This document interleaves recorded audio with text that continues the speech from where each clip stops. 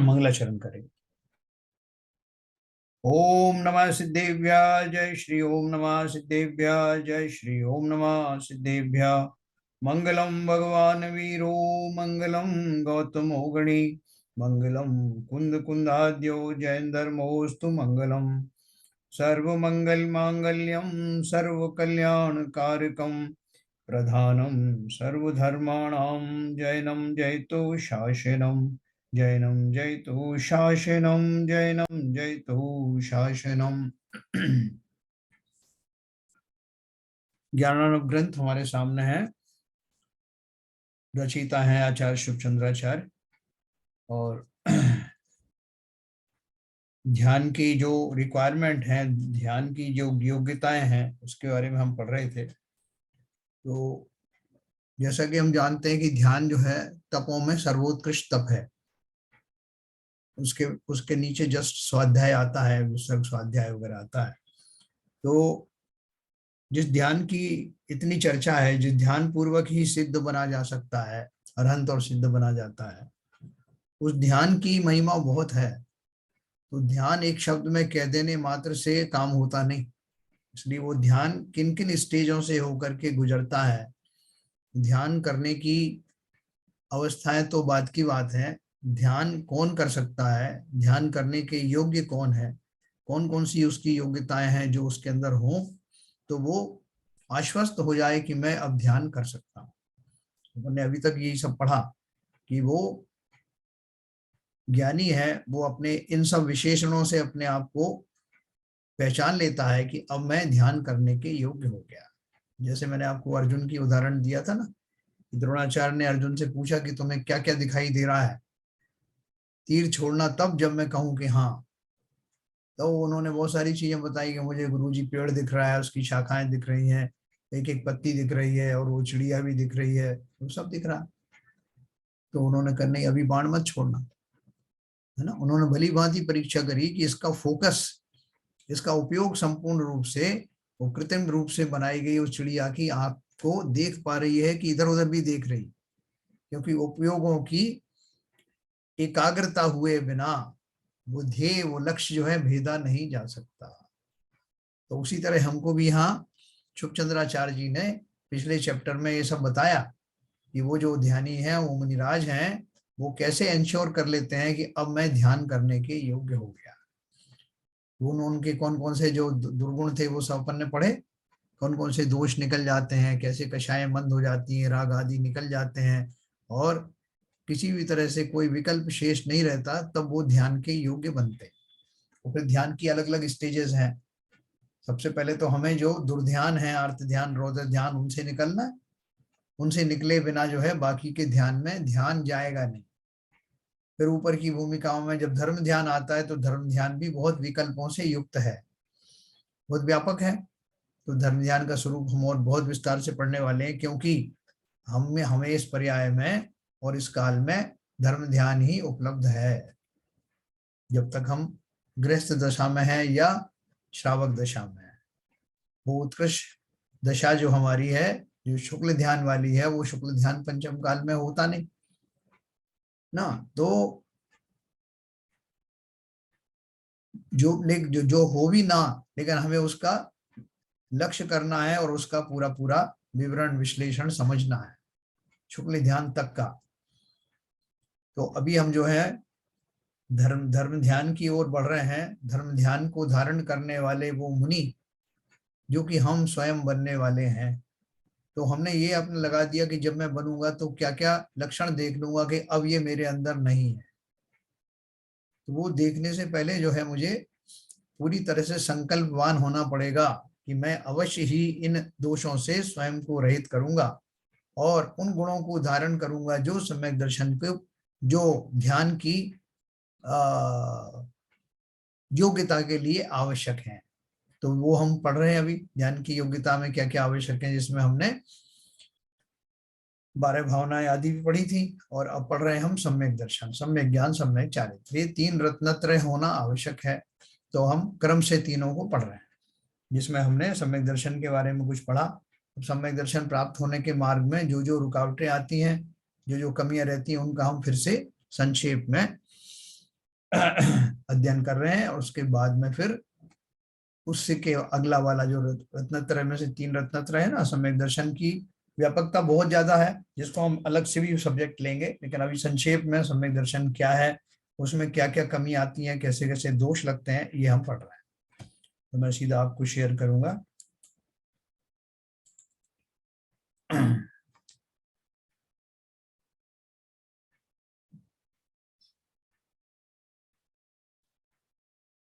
देखो, मैं एक बार बताया था, एक तो सबसे पहले 7 नंबर पे अपन ने पढ़ा था,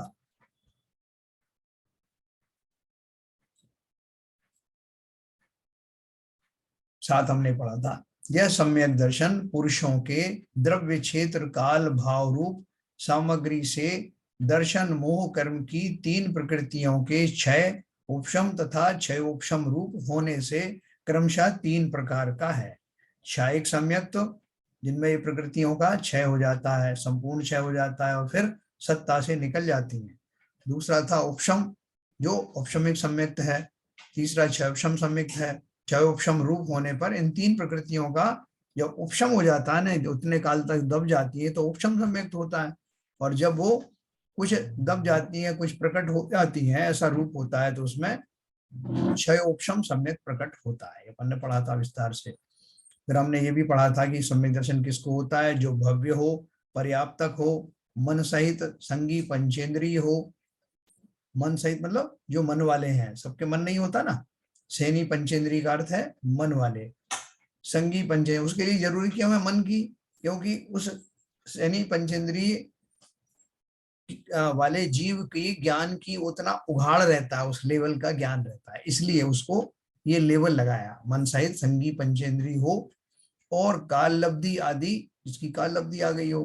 जिसमें अपन ने बहुत सारी चीजें पढ़ी काल लब्धि आने में, कि वो जो उनकी जो कर्मों की जो प्रकृतियां हैं, मोहिनी कर्म की खास तौर से, जो 70 लाख कोड़ा कोड़ी सागर तक जो है कि मैक्सिमम अवधि तक एक बार बांधने पर वहां तक पहुंच सकती है, उस पीक तक, तो वो उसका, जिन्हें सम्यक दर्शन प्राप्त होने वाला होता है, तो उसकी वो पीक घट करके अंतः कूड़ा कूड़ी सागर मात्र रह जाती है। 70 कूड़ा कूड़ी के बजाय अंतः कूड़ा कूड़ी सागर, यानी कूड़ा कूड़ी के अंदर ही अंदर हो जाती है। तो कौन करता है उसको, मतलब जीव के स्वयं की जब योग्यता इसी ऐसी हो जाती है, तब वो यहाँ जो बाह्य घटनाएं भी इसी तरह की होती है। और भी बहुत सारे चमत्कार होते हैं जब सम्यक दर्शन होता है, तो सहज में ही होता है। आप अपना कार्य करते जाइए और ये सब घटनाएं एक साथ घटित होंगी। तो काल लब्धि हो गया, वही जीव जिसकी काल लब्धि आ गई, वही जीव सम्यक को प्राप्त होता है। फिर 7 तत्वों का श्रद्धान करना सम्यक दर्शन कहा गया है। उसके उपशम क्षयिक और मिश्र आदि अर्थात क्षय उपशम के 3 भेद हैं। 7 तत्वों का श्रद्धान करना सम्यक दर्शन कहा ना, लेकिन वो श्रद्धान कैसे होता है, उसमें ये उपशमिक क्षयिक और क्षय उपशमिक सम्यक जो है वो उसके 3 लेवल हैं। लेकिन वो श्रद्धान जो होता है, श्रद्धान तो एक जैसा ही होता है। तत्व का श्रद्धान का अर्थ क्या है, जीव अजीव आश्रव संवर, आश्रव बंध संवर निर्जरा और मोक्ष, ये 7 तत्व है ना। इन 7 तत्वों को जब हम डिटेल में जाएंगे तो हमको उसका बहुत सारा चैप्टर खुल जाएगा, है ना। ये खाली शब्दों मात्र में सीमित नहीं है। जब जीव पढ़ूंगा तो जीव कहाँ कहाँ पाए जाते हैं, कितनी तरह के जीव होते हैं, क्या क्या कॉम्बिनेशन में मिलते हैं, कहाँ उत्पत्ति होती है, कैसे 84 लाख में भटकते हैं, उनमें क्या क्या गुण दुर्गुण होते हैं, कैसी उनकी सोच होती है, बहुत व्यापक है। इसी तरह अजीब के बारे में पढ़ूंगा तो बाकी सारे 5 द्रव्य आ जाएंगे उसमें, जिसमें मुख्य रूप से जो द्रव्य है वो है अजीब द्रव्य में उद्गल द्रव्य। फिर बाकी के अजीब भी हैं, धर्म अधर्म आकाश और काल। तो काल की क्या महत्ता है, काल किस लिए, काल का क्या उपयोगिता है, आकाश क्या करता है, ये सब हमें न केवल विस्तार से जानना होगा, बल्कि वैसा उनके ऊपर विश्वास भी करना होगा। तो इस तरह 7 तत्वों का श्रद्धान होना, तब जब मैं इन सबको भली भांति जानूंगा तो संसार की सारी घटनाएं उसी रूप से मैं समझने लगूंगा कि कैसे हो रही है, ये आकाश में ऐसी काम क्यों हो रहे हैं, ये जो देव दिखाई दे रहे हैं कौन से देव हैं, ये ज्योतिषी देव कौन है। तब मैं समझ जाऊंगा कि कोई किसी का भला बुरा करता नहीं। अभी आज तो मैं क्या बहुत सारा भ्रमित हो जाता हूँ, कोई मुझे कह दे कि ये राहु केतु शनि जो है ये कष्ट देते हैं, जैसे कि वैष्णव धर्मों में बताया गया, तो मैं उनकी पूजा करने लगूंगा, या मैंने अपने भगवान बांट दिए हैं थोड़े से, एक भगवान शनि ग्रह को देख लेते हैं, दूसरे भगवान राहु को देख लेते हैं, ऐसे ऐसी भ्रांतियां दूसरे दर्शनों से हमारे यहाँ भी आ गई हैं। तो लोगों ने जो स्थापित भी कर दिए मंदिर, नवग्रहों के मंदिर, आपने देखा होगा, वो ग्रहों का बना देते हैं, पीछे जो है थोड़ा सा अपना बचाव करने के लिए उनके पीछे एक एक प्रतिमा भी खड़ी कर देते हैं। नहीं साहब ये इससे कनेक्टेड है और मैं तो उनकी प्रतिमा की पूजन कर रहा हूँ, लेकिन करते नहीं है। और अगर करते भी हैं तो गलत नियत से करते हैं कि ये फलां ग्रह का निवारण कर देंगे, ये ढिमका कर देंगे, ऐसा हमारी समझ है। कई कई जगह तो सीधे उनको भगवान की प्रतिमा भी हटा दी, सीधे ग्रह ही स्थापित कर दिए और उनकी पूजा कर रहे हैं। कहीं कहीं अष्टकर्म बना दिए, उन्होंने अष्टकर्मों की पूजन कर रहे हैं। अरे उनकी पूजन करना है क्या? उन वीतराग देव की पूजन करना है जिन्होंने उन सब कष्टों को समाप्त कर दिया, हम सब कर्म जिनकी वजह से क्षय हो गए, इनके पुरुषार्थ की वजह से। तो ये भली भांति समझना, क्योंकि ये सब मूर्ताओं में आता है जिन्हें हम पढ़ने वाले हैं। कौन कौन सी मूर्ताएं होती हैं जीवों की, और ये सब मूर्ता का स्वरूप है। तो उन्होंने बना दिया कि साहब शनिवार और अमावस्या अगर दोनों एक साथ आ जाए तो सोने में सुहागा है, उस दिन दौड़ दौड़ कर जाओ मुनीश्वर भगवान के पैर पकड़ लो, सारे काम हो जाएंगे आप। कैसा मिथ्यात्व भर दिया हमने। ऐसी पूजन की रचनाएं भी हो गई इसी तरह की, इसी तरह के जो है वो कुछ कुछ काव्य बना डाले, छोटी छोटी पुस्तिकाओं में शास्त्र भर दिया। अपन किसके वक्त हैं? हमारे यहाँ तो पहले ही देवशास्त्र गुरु में देव की परिभाषा में बताया कि जो सर्वज्ञ वीतरागी और हितोपदेशी हो। तो हमने वीतरागता को कहाँ माना? हम तो सरागों को ले आए और उनसे वही उम्मीद कर रहे हैं कि वो हमारा कार्य करें। कहने को नहीं साहब हम उनसे अलग हैं, इनसे अलग है, कोई अलग नहीं है। वैसी धारणाएं हमने बना ली, वही के वही हम कर रहे हैं। तो इसलिए देखो, अगर स्वाध्याय सफल करना है अपना और वास्तव में सम्यक प्राप्त करना है तो इन मूर्ताओं को हटा देना। ये सारी मूर्ता का मैंने आपको एक प्रकार बताया, और भी तरह तरह की मूर्ताएं होती हैं। पीपल की पूजन करना, गायों को और बैलों को घास खिलाना, उन्हीं से खरीद के उन्हीं को खिला रहे हैं। और उनकी कई कई जगह तो वो उनकी लातें खा करके भी उनको लगता है कि इससे कुछ मेरा भला हो जाएगा। बहुत कुछ है, मतलब कितना विस्तार करें इसका। लेकिन वीतरागता का एक शब्द वीतराग कह देने से समस्त राग समाप्त हो जाते हैं। जैसे वो गाना है ना, खाली की गारंटी दूंगा, भरे हुए की क्या गारंटी। अर्थात रागों की तो कितनी विविधताएं हैं, कितनी तरह के राग होते हैं, उनकी क्या मैं एक एक करके गारंटी लूं। लेकिन वीतरागी यानी सर्व रूप से खाली पना, समस्त रागों से रिक्त पना, वो वीतरागता है। उसकी गारंटी देना। जो जो कार्य मैं करूं, जो जो पूजन में करूं, जो जो मैं अपने कार्य करूं, उन सब में वीतरागता झलकनी चाहिए। कोई भी कभी भी उठा के देख ले कि मेरे जो कार्य हैं, मेरा जो चिंतन है, मेरे जो आचरण है, वो वीतरागता की पोषक ही है ना। अभी मैं उसके बारे में विस्तार से आपको बताऊंगा। तो 7 तत्वों का श्रद्धान करना सम्यक दर्शन कहा गया है। उसके उपशम, छायक और मिश्र, अर्थात छाय उपशमिक 3 भेद। फिर अपन ने पढ़ा था मोह कर्म की मिथ्यात्व। जो 3 प्रकृतियों की बात कर रहे हैं ना, वो 3 प्रकृतियां कौन सी थी? दर्शन मोहिनी की, है ना। मोहिनी के 2 भाग है ना, दर्शन मोहिनी और चारित्र मोहिनी। दर्शन मोहिनी श्रद्धा से संबंधित है और चारित्र मोहिनी हमारे आचरण से संबंधित है। तो सम्यक दर्शन के दोनों भेदों में जो पहला भेद है दर्शन मोहिनी वाला, मिथ्यात्व के जो भेदों में है, तो पहला जो मिथ्यात्व के जो 2 भाग हैं, दर्शन मोहिनी और चारित्र मोहिनी। दर्शन मोहिनी कौन सा हुआ? उसकी 3 प्रकृतियां उन्होंने बताई। कौन सी? मिथ्यात्व, सम्यक मिथ्यात्व और सम्यक प्रकृति मिथ्यात्व। ठीक है।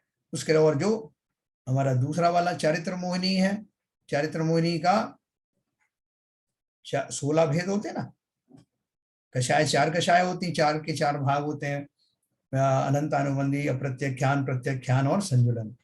तो यह अनंतानुबंधी वाली जो 4 कषाय हैं वो भी इस समूह में लेनी पड़ती हैं। 4 वो और 3 ये, 7 मिलाकर के अगर प्रकृतियां आपने किसी काल में उपशमित कर दी, दबा दी, और उतने काल तक वो उभर के नहीं आ रही, ना उनका बंद हो रहा है, तो उस काल में सम्यक दर्शन हो जाता है। ये घटना बहुत बड़ी चमत्कारी घटना है, सबके जीवन में घटित होती नहीं, लेकिन जिसके होने वाली होती है तब ये एक साथ होता है, सिंक्रोनाइजेशन। 3+4 सातों एक साथ जो है वो उपशमित हो जाती है, फ्रीज हो जाती है, और उतने काल में जीव अपने भावों के निमित्त से, क्योंकि ये बाधा कर रहे थे ना, उतने काल में ये बाधाएं नहीं आती और जीव अपना उत्कृष्ट चिंतन के द्वारा अपनी दृष्टि को सम्यक कर लेता है। और इस पहली बार प्राप्त किए गए इस सम्यक का नाम औपशमिक सम्यक होता है, जो निर्मल होता है।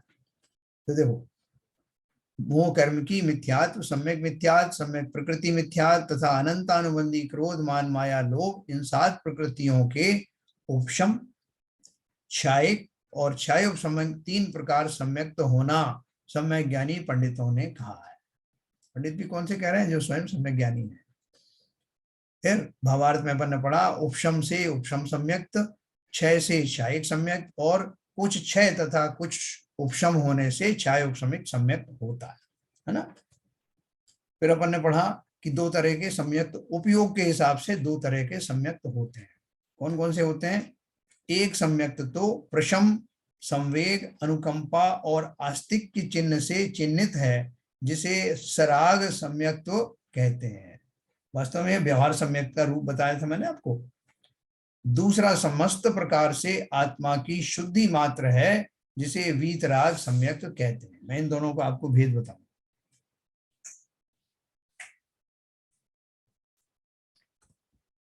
चतुर्थ गुण स्थान तक के जो जीव हैं, उनमें अभी चारित्र जो है प्रचुरता से होता नहीं है, इसलिए उनका जो सम्यक दर्शन है, चूंकि उसमें किंचित राग विद्यमान है। राग, कौन सा राग विद्यमान है? वो भी उच्च कोटि का ही है। जिनेंद्र देव की भक्ति का भाव है, मंदिर आदि निर्माण हो जाए ऐसे भाव है, फिर 7 तत्वों को कैसे रखना है, वो सारी चीजें उसमें मुख्य मुख्य रूप से उनके अभी दिमाग में रहती हैं, इसलिए उसे साराग सम्यक कहा। थोड़े विकल्प बाकी हैं, तो कौन से विकल्प रहते हैं मैं आपको बताऊंगा।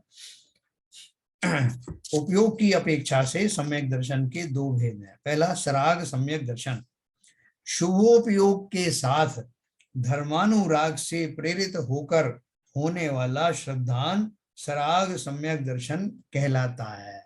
देखो इनमें क्या होता है, ऐसे जीवों को जिस समय सम्यक दर्शन हुआ, निश्चय सम्यक दर्शन सबको ही हुआ ना, दोनों तरह के जीवों को, जिस समय में सम्यक दर्शन हुआ, उस समय तो शुद्धोपयोग टच करके आ गया, क्योंकि आत्मा का अनुभव हुआ ना, तो आत्मानुभवन को शुद्धोपयोग कहा है इनडायरेक्टली, इसलिए वो चतुर्थ गुण स्थानवर्ती वो जो जीव है वो शुद्धोपयोग को टच करके आया, ऐसा कहा जाता है। अब जब वो एक बार सम्यक दर्शन हो गया, उसके बाद में वो उसको स्वाद तो बना हुआ है, वो निष्ठा उसकी बनी हुई है, लेकिन अभी इस समय आत्मानुभव में नहीं है। अब वो शुभोपयोग में ज्यादातर बना रहता है। तो वो शुभोपयोग कौन सा है? शुभोपयोग कौन सा है इसका बारे में बताऊंगा मैं आपको। धर्मानुराग वाला शुभोपयोग होता है। ये आपको एकदम हो सकता है समझ में ना आए, मैं आपको कई बार समझाऊंगा। प्रशम, संवेग, अनुकंपा और आस्तिक आदि गुणों की अभिव्यक्ति इसका प्रमुख लक्षण है। अब वो बोल रहे हैं कि वो जो सराग सम्यक थे उसका जरा स्वरूप तो बताइए कैसा है। तो सराग में राग कौन सा होता है? तो देखो उसके 4 भेद बताए ना इन्होंने। प्रशम, इसमें दिया है ना, प्रशम, संवेग, अनुकंपा, हाँ ये दिया, प्रशम, संवेग, अनुकंपा और आस्तिक्य। इसका अर्थ क्या है? प्रशम भाव का अर्थ है क्रोधादि कषायों की तीव्रता का अभाव। जो क्रोधादि कषाय मेरे मिथ्यात्व दशा में हुआ करते थे, अब वो उतने तीव्र नहीं रहेंगे, अनंतानुबंधी जब थी। दूसरा, संवेग, यानी संसार से भयभीत होना। भयभीत होने का अर्थ क्या है? भयभीत का अर्थ यह नहीं कि मुझे डर लग रहा है, अर्थात संसार में न रुकने के भाव आना। संसार मेरे योग्य नहीं है, जल्दी से जल्दी यहां से निकल जाऊं, ऐसा भाव आना, भयभीत का अर्थ ये। तीसरा है अनुकंपा, प्राणी मात्र के प्रति दया भाव का होना, ये सब शुभ भाव है।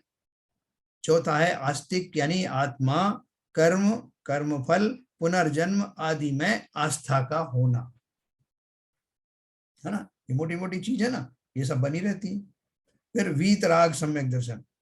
अब वीतराग सम्यक दर्शन में और इसमें क्या फर्क है?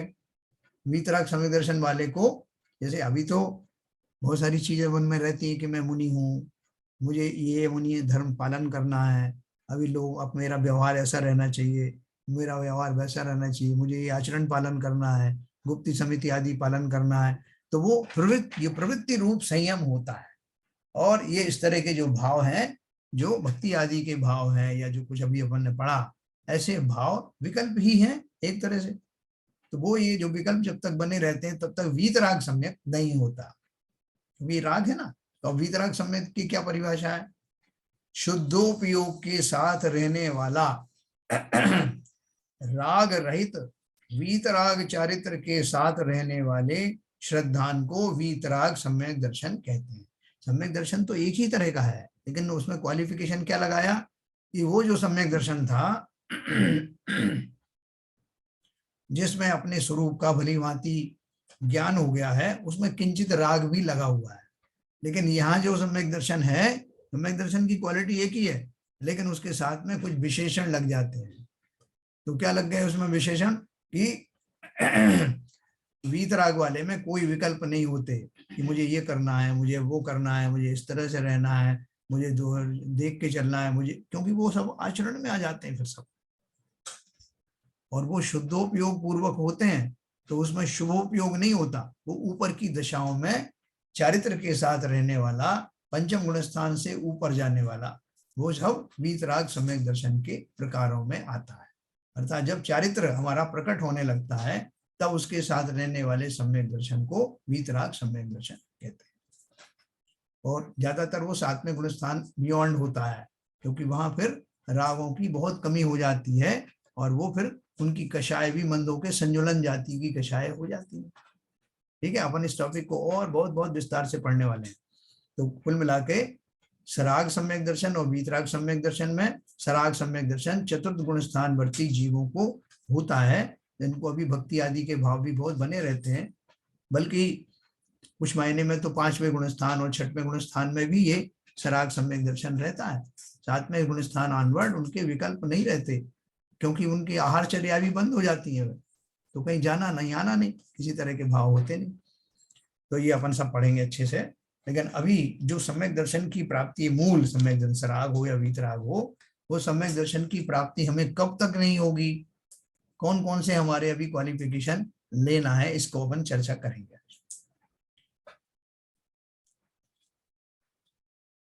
अपन ये पढ़ा देखो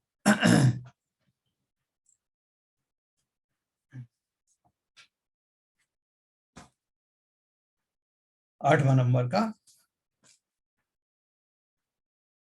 द्रव्यादिक मथा साध्य तज्जीवै प्राप्यते क्वचित पंचविंशति मुसृज्य दोषाम स्थक्ति घातकम।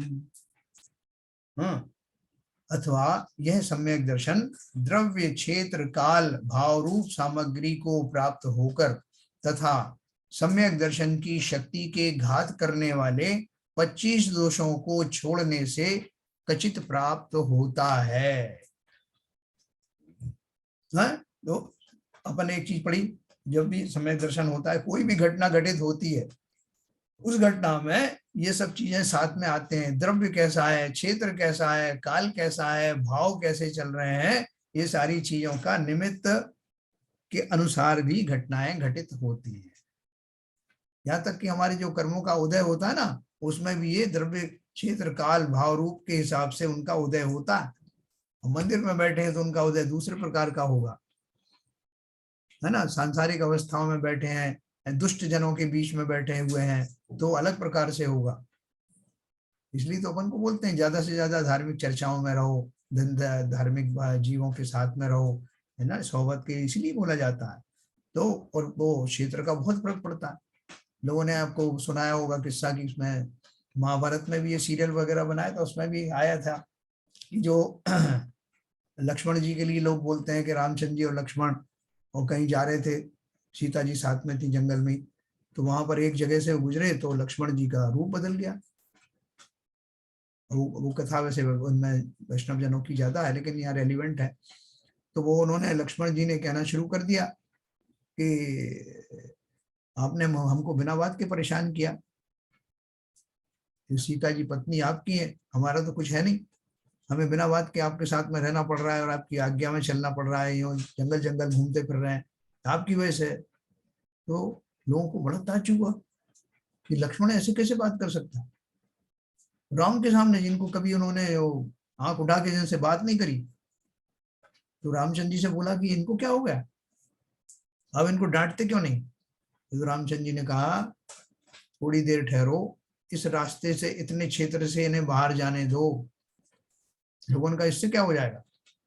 तो उनका देखो तो सही, थोड़ी देर में वो उस क्षेत्र से बाहर चले गए और वहां जाके फिर उन्होंने उनके पैर पकड़ लिए रामचंद्र जी। भैया कुछ मेरे मुंह से गलत निकला था क्या, मैं आपसे क्षमा चाहता हूँ, मुझे पता नहीं क्या हो गया। रामचंद्र जी ने कहा तुम्हारा कोई दोष नहीं है, ये क्षेत्र का दोष है, इस क्षेत्र में दुष्टों का निवास है, यहाँ इस तरह के नेगेटिव वाइब्रेशंस हैं जिसकी वजह से बुद्धि बदल जाती है। तो ये एक संस्मरण के रूप में बताने की कोशिश की गई है कि क्षेत्र का भी बड़ा असर होता है ना।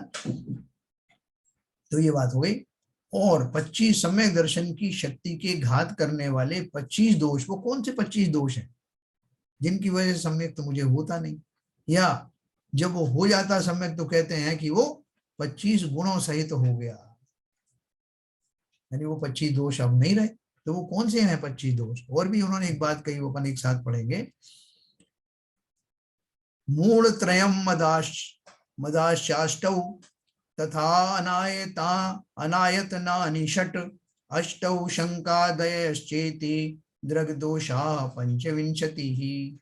3 मूर्ता, 8 मद, मद माने गर्व, 6 अनायतन और शंका आदि 8 दोष, इस प्रकार 25 दोष सम्यक दर्शन के कहे गए हैं। इनका नाम स्वरूप आदि शास्त्रों में प्रसिद्ध है, जो अपन अभी आपको पढ़ के सुनाया जाए।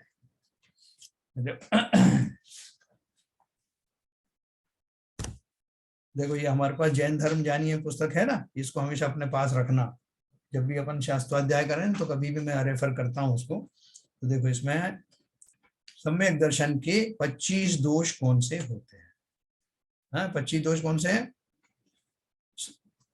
8 अंगों के उल्टे 8 दोष, क्योंकि सम्यक दर्शन जब होता है तो 8 अंग सहित होता है। पहले मैं वो 8 अंग बताऊंगा। निशंकित होना, यानी ऐसा ही है जिनेन्द्र देव ने जो बताया है तत्वों में, इसमें कोई शंका नहीं, ऐसा भाव होना निशंकित नाम का गुण है, जो सम्यक दृष्टि को सबसे पहले नंबर पर हो जाता है। दूसरा निकांक्षित, यानी संसार सुखों की चाह नहीं करना। संसार से क्या चाहत करना, क्या धरा है संसार में, जो मुझे मिल जाएगा तो मैं निहाल हो जाऊंगा, है ना। कुछ भी तो ऐसा नहीं, ऐसा निकांक्षित पना होना। ठीक है। तीसरा निर्विचिकित्सा, जो रत्नत्रय से पवित्र हैं ऐसे मुनियों के शरीर को देखकर ग्लानि नहीं करना, उनके गुणों में प्रीति करना निर्विचिकित्सा अंग है। ठीक है ना। ये पेज नंबर 192 पे मैं पढ़ रहा हूँ, जैन धर्म जानिए। फिर चौथा है अमूढ़ दृष्टि। अमूढ़ दृष्टि का अर्थ क्या है। अमूढ़ता का अर्थ मूढ़ता का नहीं होना, अर्थात यथार्थ दृष्टि रखना है। अनेक प्रकार के मत मतांतरों में सत्य असत्य का निर्णय करना अमूढ़ दृष्टि अंग है। ठीक है। अमूढ़ता का अर्थ मूढ़ता का नहीं होना, अर्थात यथार्थ दृष्टि रखना है। अनेक प्रकार के मत मतांतरों में सत्य असत्य का निर्णय करना अमूढ़ दृष्टि अंग है। सच्चे देवशाद गुरु के सिद्धांतों के प्रति यथार्थ दृष्टिकोण रखना और मिथ्या मार्ग या मिथ्या मार्ग पर चलने वालों से संपर्क नहीं रखना, उनकी प्रशंसा नहीं करना, उन्हें सम्मति नहीं देना, इसी अंग में आता है। अमूढ़ दृष्टि का अर्थ क्या है। कोई भी हमको बहला दे, कोई भी कह दे कि भैया ऐसा है कि ये तुम्हें जैन धर्म में जो कुछ मिलता है मिलता होगा, लेकिन यहाँ अगर तुमको अपने बेटे की तबीयत ठीक करना है या तुम्हारे जो रोग ठीक करना है तो तुमको थोड़ा सा इनसे हटके जाना पड़ेगा। तुम्हारे वीतराग देव ने क्या दिया तुमको, अभी तक कुछ नहीं दिया ना, इतने दिन से बीमार चल रहे हो।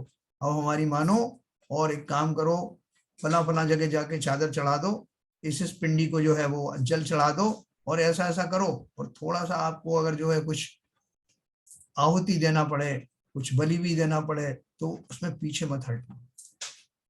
तो वो जो धर्म भीरू नहीं कहेंगे, जो अपने शरीर आदि से बहुत परेशान है और उनको ऐसा विश्वास हो चला कि वास्तव में मेरे वीतराग धर्म में कुछ नहीं है, तो वो उससे डिग जाते हैं, अपने उनमें संदेह होने लगता है और ऐसी मूढ़ धारणाओं को सही मान करके उस पर चल पड़ते हैं। ऐसे जीवों को अमूढ़, मतलब मूढ़ दृष्टि कहते हैं, और इसके विपरीत होने वालों को अमूढ़ दृष्टि कहते हैं। ठीक है ना, अमूर्ता का अर्थ है मूर्ता का नहीं होना, मूर्ता ने मूर्खता।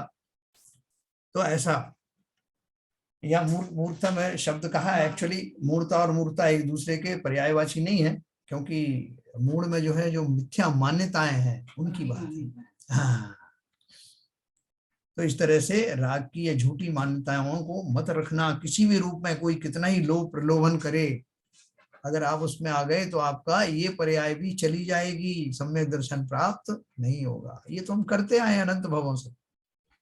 तो ये अमोघ दृष्टि हो गई। देखो एक इसमें एक दिखाया, इन्होंने एक लिखा है, विद्याधर द्वारा अनेक प्रकार की महिमा दिखलाने पर भी रेवती रानी अपने श्रद्धान से शिथिल नहीं हुई। रेवती रानी थी, उनके पति जो है वो भी बहुत धार्मिक थे, लेकिन वो रेवती रानी सम्यक दृष्टि थी। तो एक बार उनके पति ने उनसे कहा कि तुम क्या समझती हो, वो वहां पे कोई नहीं जा सकता, क्या बोलते हैं, नंदीश्वर दीप की वंदना नहीं कर सकता, तुम बताती हो। विद्याधर थे वो, तो मैं जा सकता हूँ। कुछ ऐसी घटना हुई, वो ऐसी जगह पे गई जहां देव जाते हैं, वो नहीं जाते, साधारण लोग या विद्याधर नहीं जा पाते। तो अब वो गए तो रास्ते में कुछ पर्वत से उनका विमान टकराया, विद्याधर थे, और चूंकि भक्ति का भाव विशेष था इसलिए मर करके देव हो गए।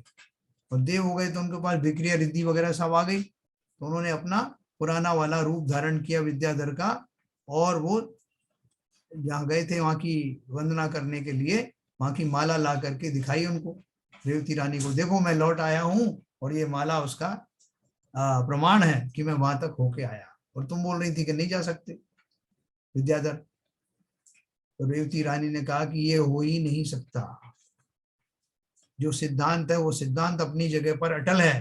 तो उन्होंने कहा मैं तुम्हारे सामने खड़ा हूं ना। उन्होंने बोला तुम अवश्य ही देव हो, कि विक्रिया रिद्धि से पलट करके आ गए हो, क्योंकि विद्याधर वहां तक जा नहीं सकते। तो उन्होंने उनकी बहुत प्रशंसा की, अपने देव रूप में वापस आए और उनको धन्य धन्य कह करके वापस गए। ये प्रसिद्ध कहानी है।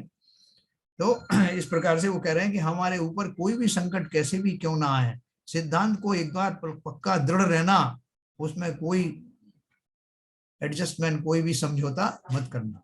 तो ये अमूढ़ दृष्टि है।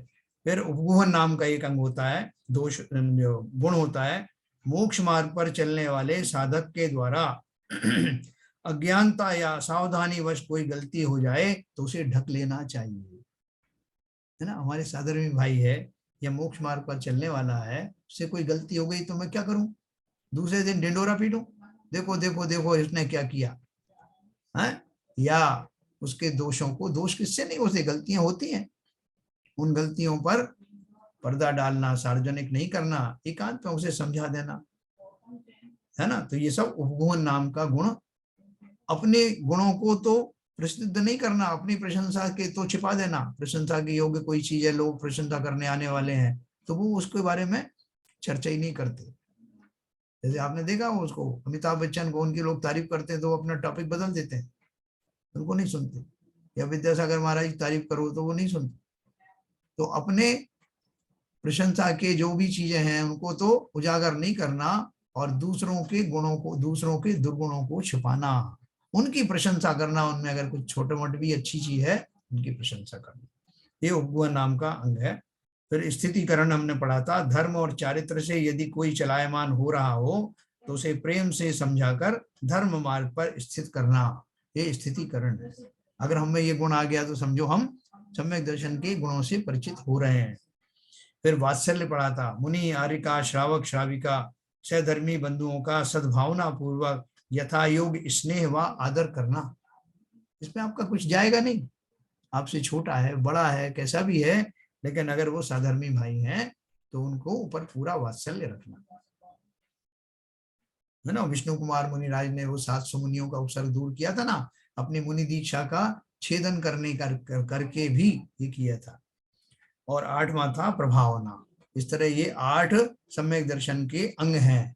जब सम्यक दर्शन होता है तो ये जीव को ये 8 अंग सहित तो होता है। निशंकित, निकांक्षित, निर्विचिकित्सा, अमूढ़ दृष्टि, उपगुहन, स्थितिकरण, वात्सल्य और प्रभावना ये उनके अंदर में प्रकट होते हैं। प्रकट होते हैं इसका अर्थ क्या हुआ कि इनके बारे में पहले से आप जानकार होंगे तो ही वो प्रकट होंगे, तभी तो हम सावधान रहेंगे। तो ये 8 दोषों का, 8 गुणों का, अगर 8 गुण नहीं हुए सम्यक दर्शन में तो ये 8 दोष कहलाएंगे। तो इसलिए अगर हम 8 दोष को पढ़ें, उसमें 8 जो गुण है उनको उल्टे रूप में पढ़ें तो शंका, कांक्षा, विचिकित्सा, मूढ़ दृष्टि, अनुपगुहन, अस्थितिकरण, अवात्सल्य और अप्रभावना, इस प्रकार से ये 8 दोष तो ये हो गए 25 दोषों में से। फिर 6 अनायतन, 8 मद। 8 मद कौन से हैं? ज्ञान का मद, पूजा का मद, कुल का मद, जाति का मद, बल का मद, ऐश्वर्य का मद, तप का मद और रूप का मद। इस तरह के ये प्रसिद्ध 8 मद हैं। तो 8 पहले आपको वो बताए सम्यक दर्शन के जो गुण हैं उनके विपरीत होने वाले जो दोष हैं 8, और 8 मद हो गए 16। फिर उसके बाद 6 अनायतन हैं। अनायतन कौन से हैं? 16 और 6 22 हो जाएंगे। फिर 3 मूर्ता, 22 और 3 25। तो 6 अनायतन कौन से हुए? सम्यक दर्शन आदि गुणों के आधार या आश्रय को आयतन कहते हैं, है ना। आयतन एक उसको भी बोलते हैं अपन, क्या बोलते हैं, जो वॉल्यूम, वॉल्यूम को हिंदी में आयतन कहते हैं ना। तो यहाँ वो आयतन नहीं है, ये आयतन क्या है? सम्यक दर्शन आदि गुणों के आधार या आश्रय को आयतन कहते हैं। सच्चे देव, शास्त्र, गुरु तथा इन तीनों के उपासक, 3 तो ये हो गए, सच्चे देव, सच्चे शास्त्र, सच्चे गुरु 3, और इन तीनों को मानने वाले, ये 3 और 3 6, ऐसे ये 6 आयतन हो गए। अब इनके विपरीत 6 अनायतन कौन से हैं? कुदेव, कुशास्त्र, कुगुरु और कुदेव के उपासक, कुशास्त्र के उपासक, कुगुरु के उपासक। इन 6 चीजों में हमारा श्रद्धान रहना, अर्थात ये 6 अनायतन है। आयतन नहीं है, अनायतन है, ठीक है ना। तो ये आपके 8 और 8 16 और 6 22। अब 3 मूर्ताएं कौन सी रह गई? मूर्ता शब्द तो मैंने आपको बता दिया। मूर्ता का अर्थ अविवेक है। यह 3 प्रकार की होती है: लोक मूर्ता, देव मूर्ता और गुरु मूर्ता। लोक मूर्ता कौन सी है? अंधविश्वास से प्रेरित होकर लौकिक कार्य करना लोक मूर्ता है। नदी में स्नान करने में, पहाड़ी से गिरकर अग्नि में जलकर मरने में, पेड़ों की पूजा करने में, श्राद्ध व मृत्यु भोज करने में, प्रथम ग्राहक के पैसे को प्रणाम करने में, बोले बोनी हो गई सापा, हाँ, आदि में धर्म मानना लोक मूर्ता है। देखो, इसमें करते हुए तो बहुत सारी चीजें लोग करते हुए पाए जाते हैं, लेकिन उनको धर्म मानना ये अपराध है ना। नदी में स्नान तो अपन भी करते हैं, लेकिन उस नदी में स्नान करके नर्मदा मैया की जय, गंगा माता की जय, ऐसा भाव से कि ये धर्म हो गया, डुबकी लग गई तो धर्म हो गया, ऐसा मानना, ये अंधविश्वास और लोक मूर्ता में आता है। उससे लोग करवट बदलते हुए सड़क पर जाते हैं ना, लेट लेट करके काशी करवट लेते हुए, ये सब जो है उसके ही प्रकार है। पेड़ों की पूजा कर रहे हैं, पीपल की पूजा हो रही है, कहीं किसी की हो रही है, ये सब लोक मूर्ता है। फिर देव मूर्ता में अस्त्र, शस्त्र, वस्त्र आदि के धारी तथा रागी देशी देवी देवताओं की उपासना करना, उन्हें भगवान मानना देव मूर्ता है ना। काली छप्पर वाली और खून बह रहा है और हाथ में तलवार है, उनकी प्रशंसा करना, उन्हें भगवान मानना, है ना, उनको अपना आराध्य मानना, ये सब देव मूर्ता में आता है। वास्तव में ये हमारी कोई कामना पूर्ण नहीं करते, हमें अपने पुण्य कर्मों के अनुसार ही फल मिलता है। गुरु मूर्ता क्या है? जो साधु वस्त्र या अन्य परिग्रह से युक्त हैं, इनके वस्त्र भी हैं या कोई दूसरे उन्होंने बहुत सारे लगा रखे हैं, कुछ भी, कोई ने पिछोड़ा ओढ़ लिया है, किसी ने कुछ कर लिया है, वैराग्य भाव से रहित हैं और राग द्वेष से युक्त हैं, ऐसे गुरु की उपासना व वंदना करना गुरु मूढ़ता है।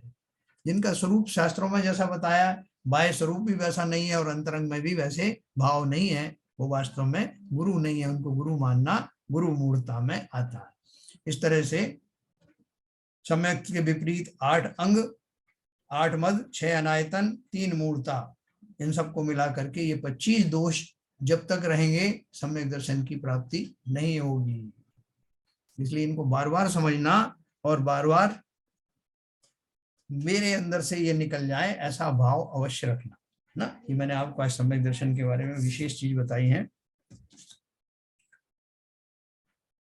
अब सम्यक के विषयभूत 7 तत्वों का वर्णन कल करेंगे। तो ये भी अपने आप में विशाल है, रूप है। तो मैं अभी आपको अनम्यूट करूंगा।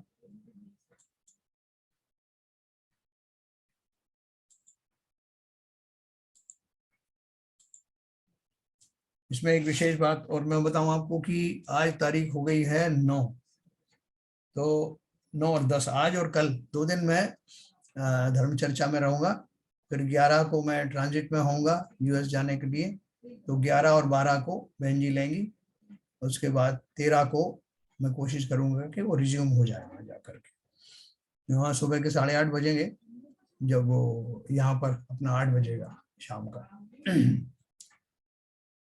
तो अभी आपको कोई प्रश्न हो इस संबंध में तो आप पूछ सकते हैं।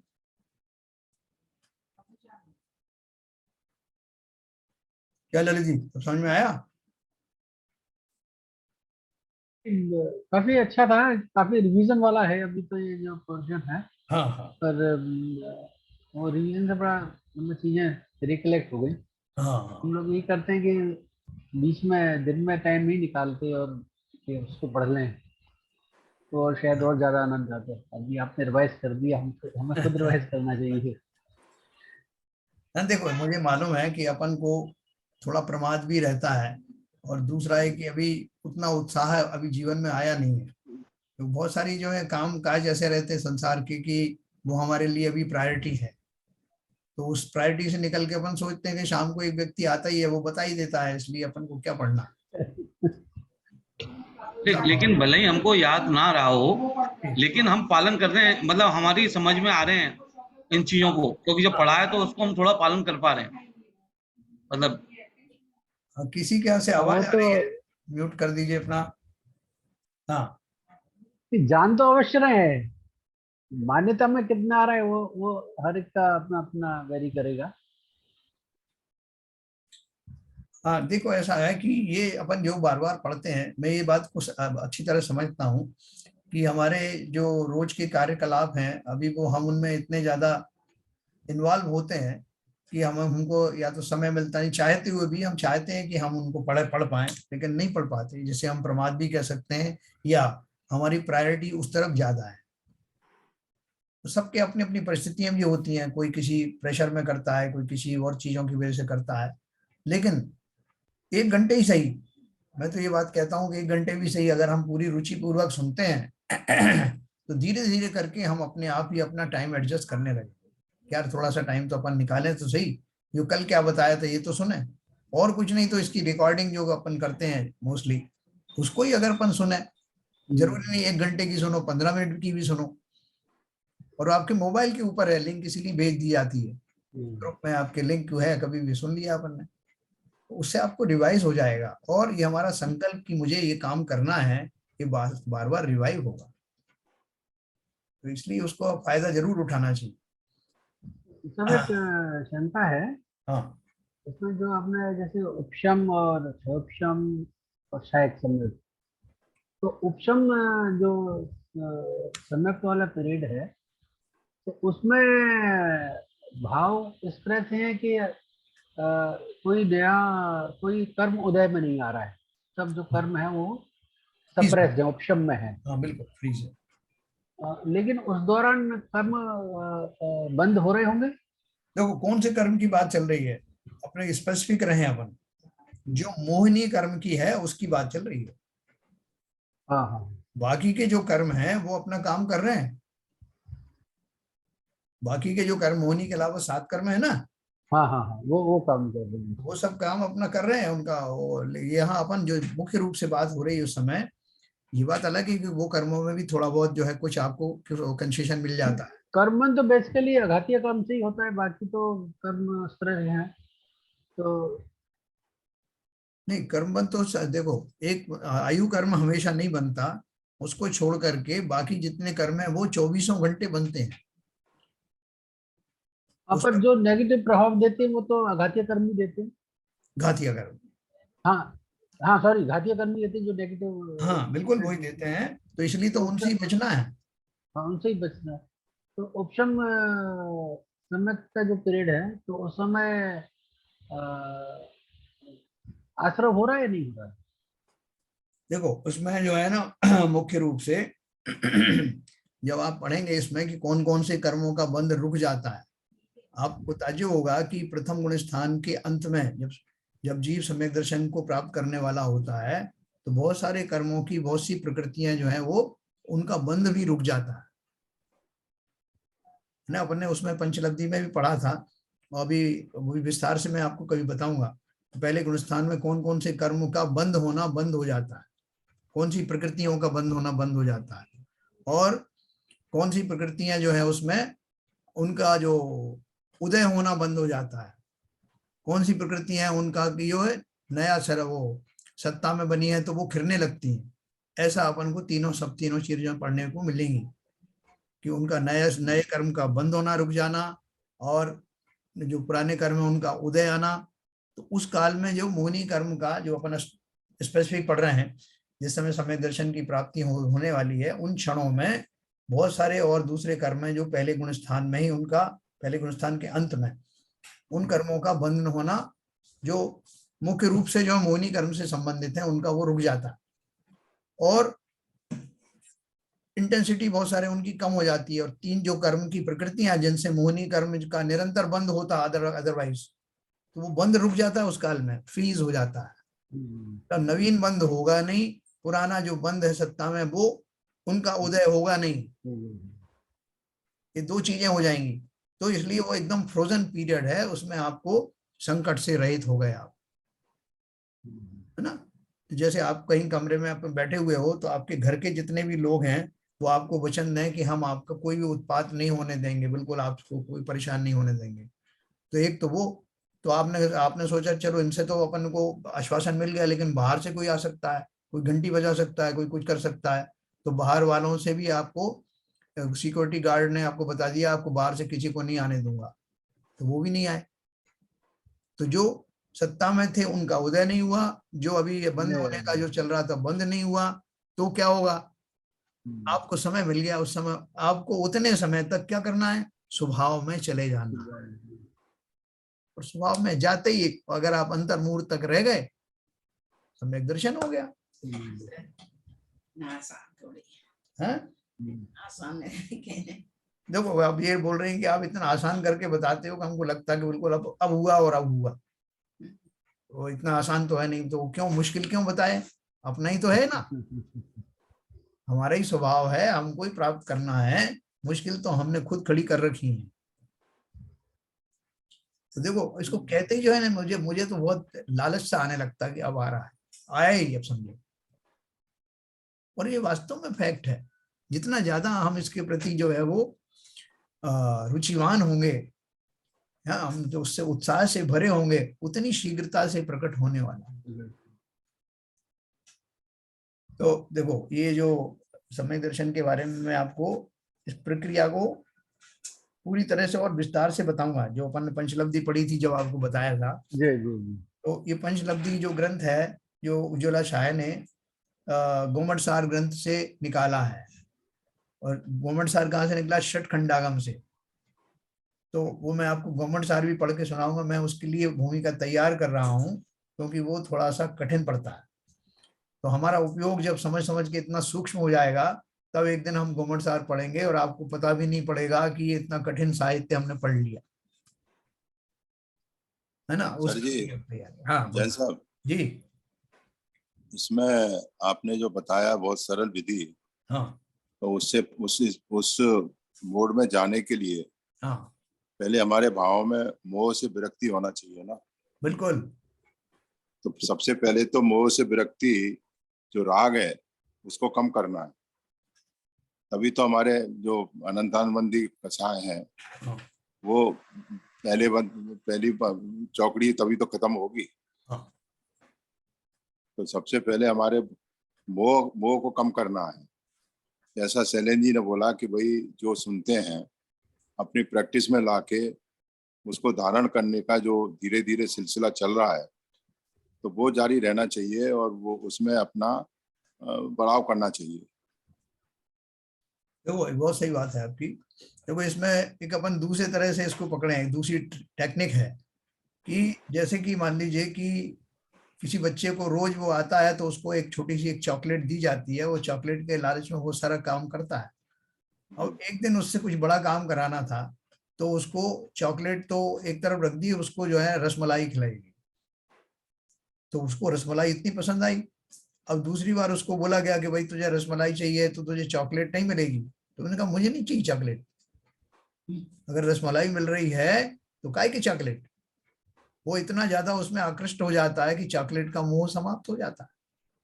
उसी प्रकार से अगर जीवों की रुचि इतनी तीव्र आत्मा के अंदर जागृत हो पाए, उसके आनंद से वो परिचित हो जाए, लालायित हो जाए कि वही आनंद मुझे मिले, तो सांसारिक सुखों के प्रति उसका आकर्षण अपने आप समाप्त होने लगेगा।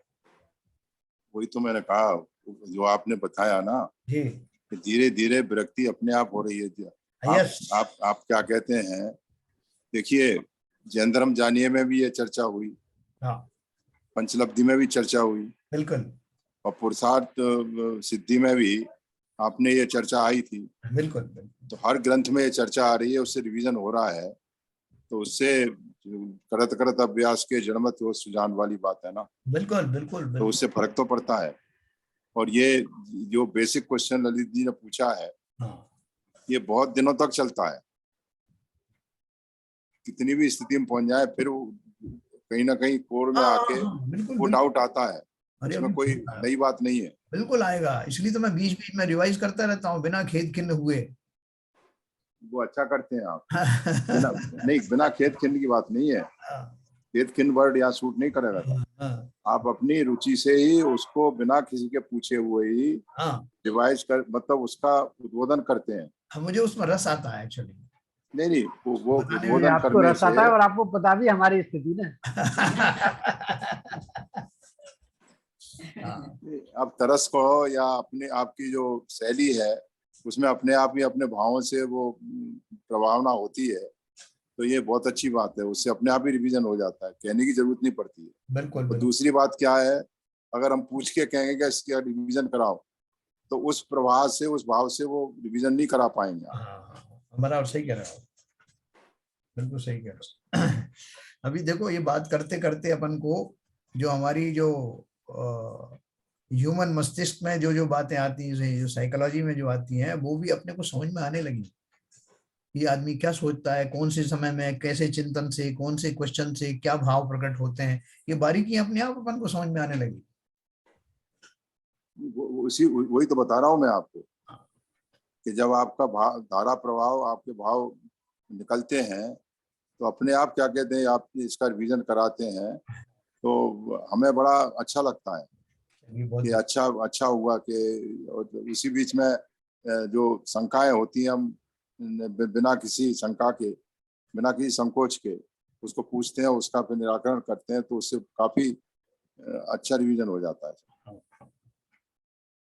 तो ये अभी धीरे धीरे कल के अपन जो है कुछ और ग्रंथ आगे पढ़ेंगे, तो अभी तो इसमें भी अपने को टाइम लगेगा कि उसको पूरा होने में। मैं बृहद द्रव्य संग्रह भी अपने साथ लेके जाऊंगा, तो दोनों किताबों में बहुत अच्छा ये ध्यान का वर्णन दिया है।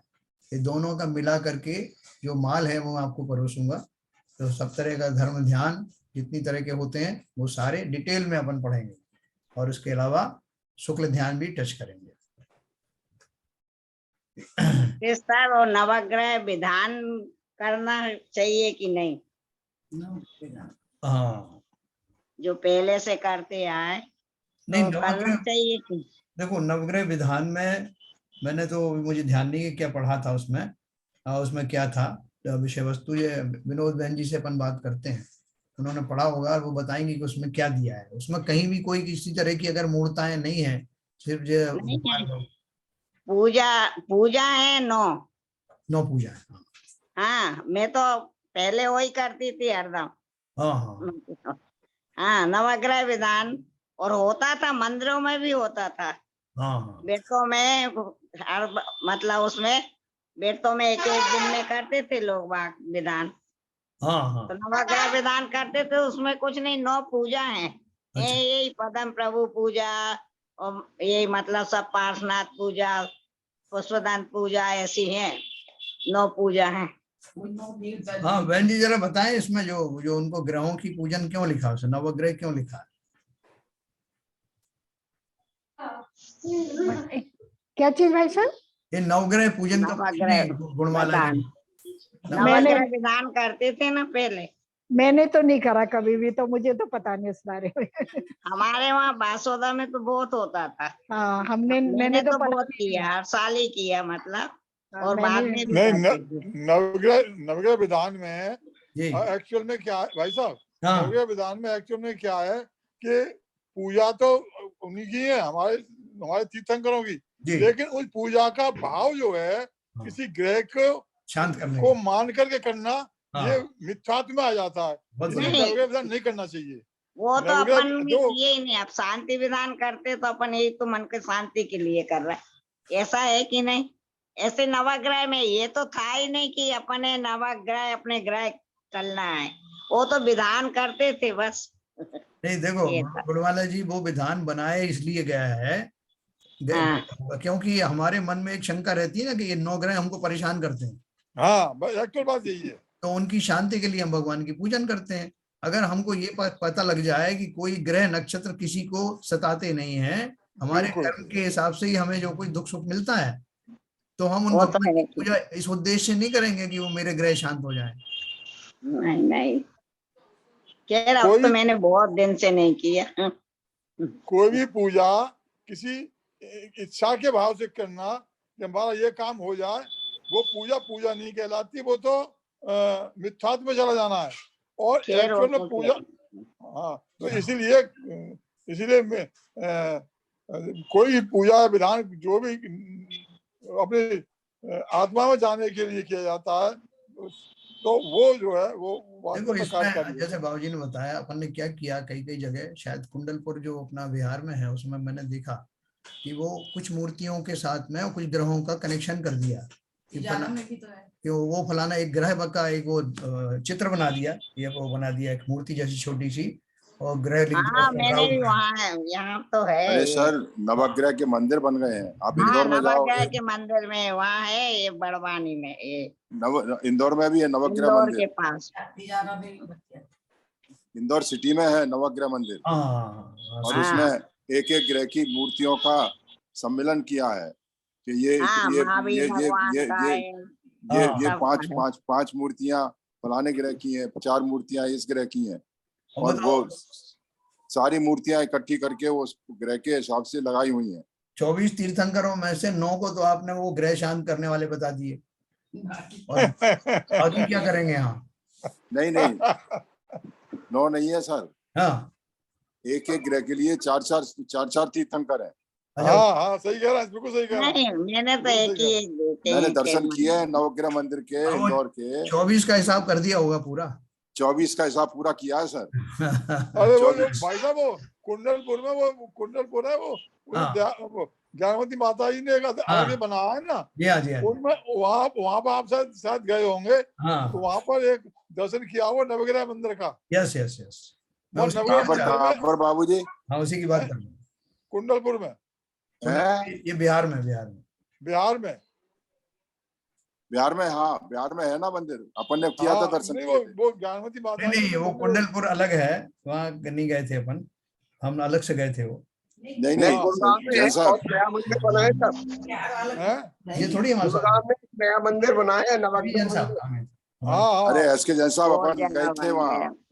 जयपुर बाबूजी हाईवे सही पे कह है। रहे हैं। पावापुर के दर्शन करके हाँ वहाँ दर्शन करने गए थे कुंडलपुर में, जो माता जी ने बनाया हुआ है। हाँ गणपति अच्छा, माता जी हाँ बना उसी की है। बात कर रहा हूँ। यस, तो उसी की बात कर रहा हूँ मैं। तो हाँ वहाँ नवग्रह मंदिर बना था, तो उसमें सारी प्रतिमाएं बटी हुई थी, सारे तीर्थंकर। हाँ हाँ हाँ हाँ हाँ हाँ, हाँ, याद आया उसी की बात कर रहा हूँ।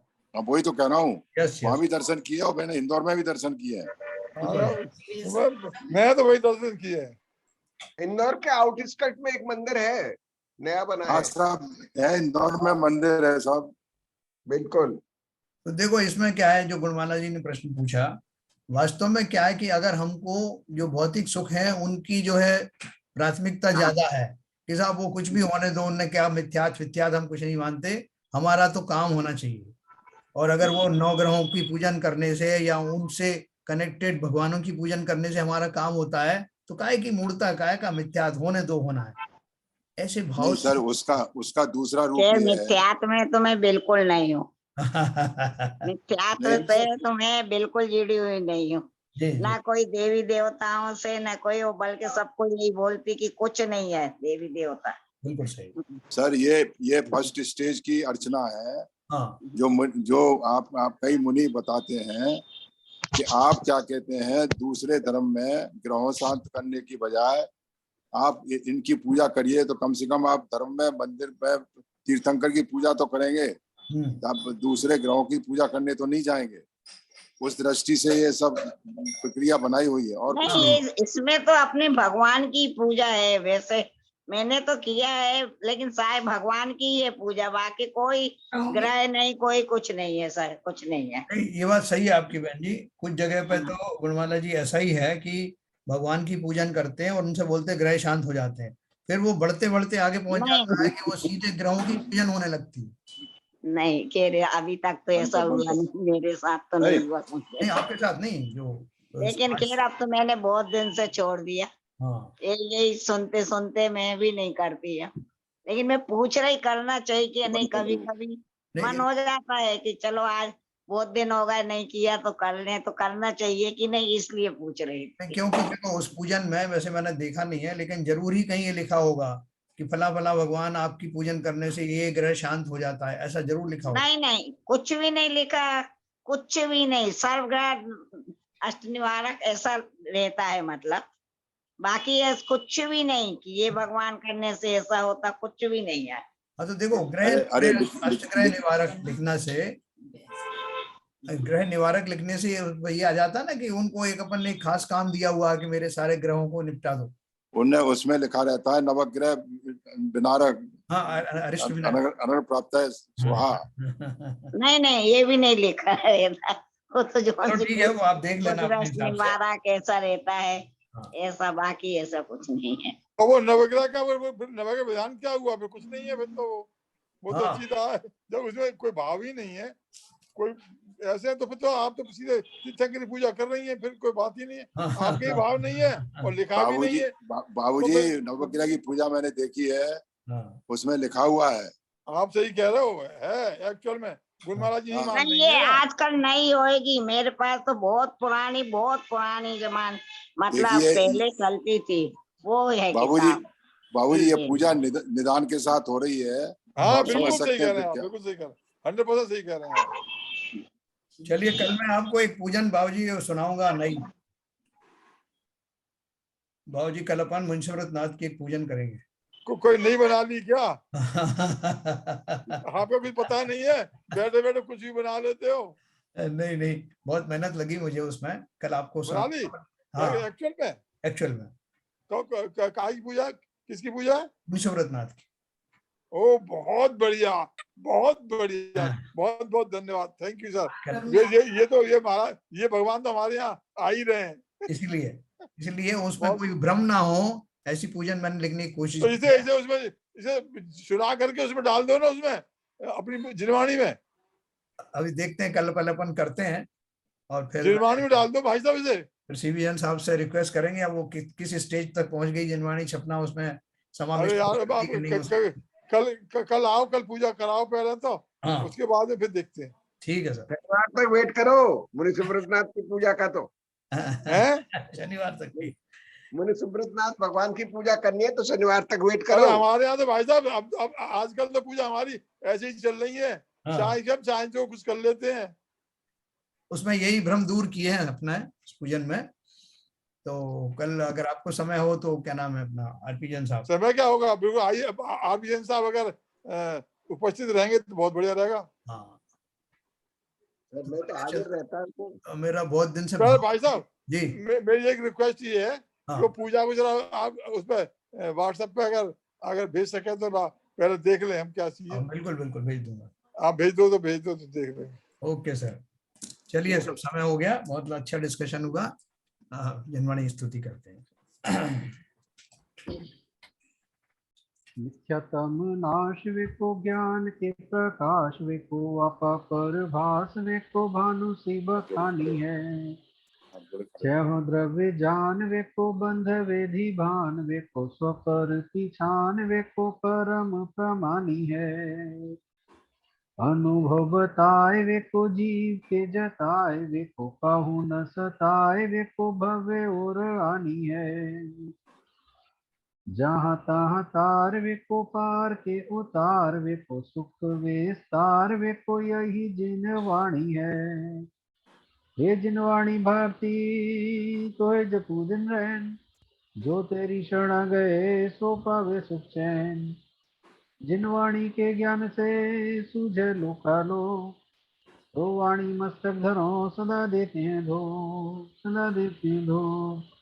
जिनवाणी माता की जय। जय जय।